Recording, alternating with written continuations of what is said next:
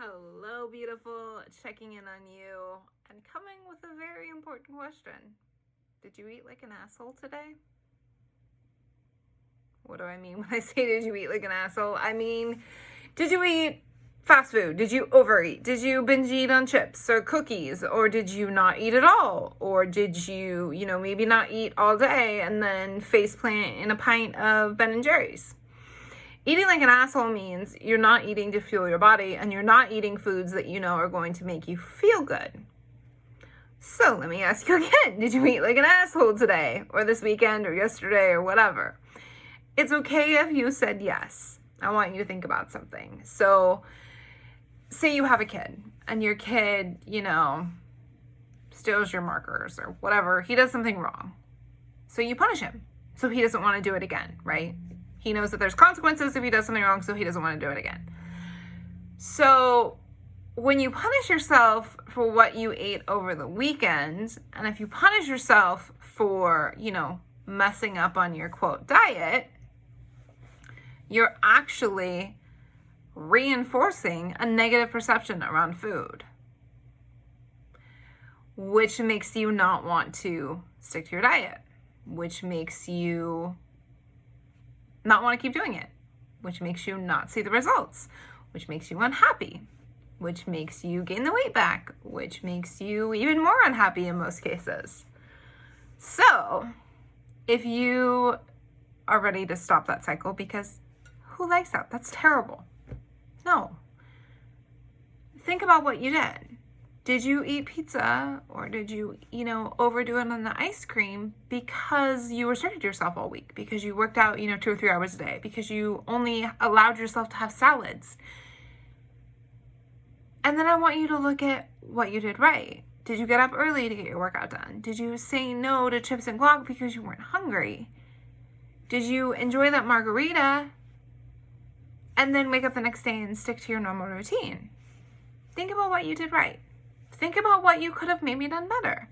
Like maybe instead of having 3 margaritas, you had 1 margarita. Maybe instead of, staying up late on Thursday night, binge watching episodes of Outlander, and then skipping your workout on Friday morning, what if you only watched 1 episode of Outlander, and then you could still get up early for your workout?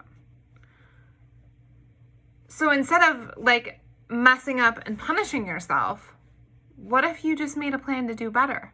What if you looked at what you did, quote, wrong, and instead of beating yourself up, made a plan to do better the next time?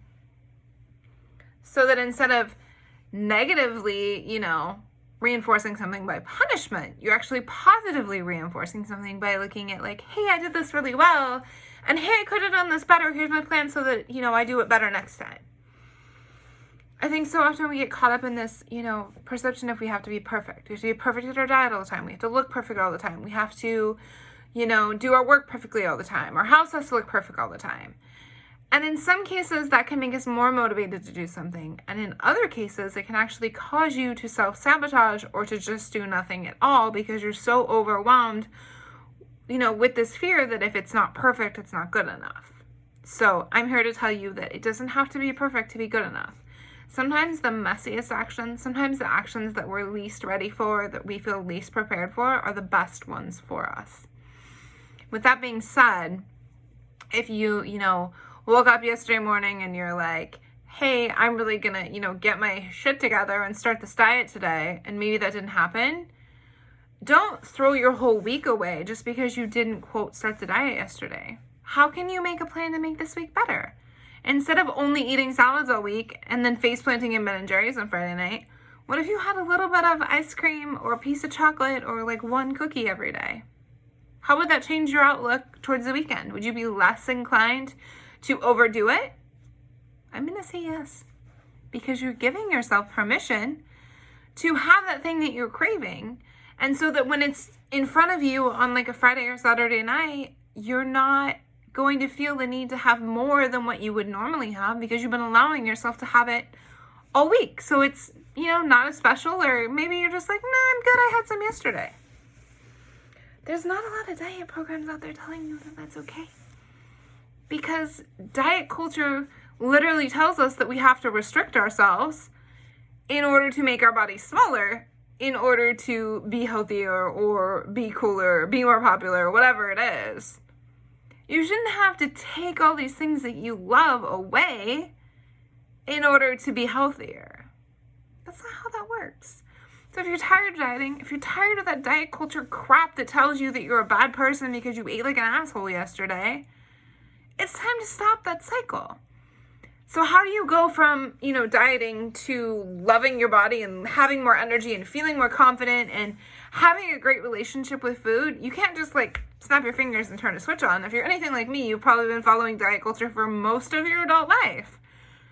But 8 Weeks to Growth is that stepping stone for you. It is that program that's going to help you build a better relationship with food. It's the program that's going to give you more energy. It's going to give you more confidence in your body, because you're going to learn to fuel it with foods that make you feel good. You're going to do workouts that are fun and make you stronger and make you feel sexy and, make your clothes fit better and make you feel better about yourself. It's also going to give you the mindset to teach you how to look at situations in a, how can I do that better next time, as opposed to punishing yourself for doing something wrong. So if 8 Weeks to Growth is something that's been on your radar, I know I've been talking about it for the last month and a half. We currently have a group of 20 women that are going through it. And I've been sharing some of their wins, and they're like, I've tried every diet out there, and this is the first one I've wanted to stick to. This is the first diet that's let me have a piece of chocolate every night and has kept me from binging on the weekends. This is the first workout program that I love that's fun. I love that I have accountability. These are all quotes coming from women that are in, it's 8 Weeks to Growth. I want those things for you, but I can't want this more for you than you want it for you. But if you're like, you know what, I think I'm ready, guess what? You're ready. And even if you think, this is kind of scary, I don't think I'm quite ready, you're ready. Registration is at the link below. I would love to have you on my accountability team and see where you can go in 8 weeks. Because imagine what your life would look like if you just said yes to yourself for once instead of putting yourself on the back burner. Sounds pretty great, huh? Yeah. So, spots are open. The invitation is here for you. I love you. Have the best day.